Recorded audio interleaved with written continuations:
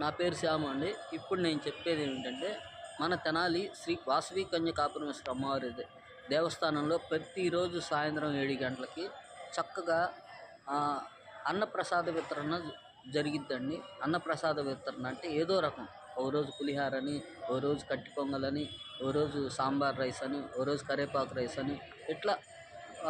వారం రోజులు 7 రోజులు కంపల్సరీగా పెడతారండి. అయితే దీనికున్న విషయం ఏంటంటే, మీ పిల్లల పుట్టినరోజులు కానీ, మీ పుట్టినరోజులు కానీ, లేదా మీ పెళ్లి రోజులు కానీ, మీ పెద్దవాళ్ళ జ్ఞాపకార్థం కానీ, ఏదైతే కార్యక్రమాలు ఉన్నాయో మీకు నచ్చిన రోజు చక్కగా మీరు రాయించుకొని ఆ రోజు మీరు ప్రసాద వితరణలో పాల్గొంటారని జై జై వాసవి, జై జై వాసవి, టెంపుల్కి వచ్చి జై జై వాసవి, జై జై వాసవి, అమౌంట్ ఎంతో జై జై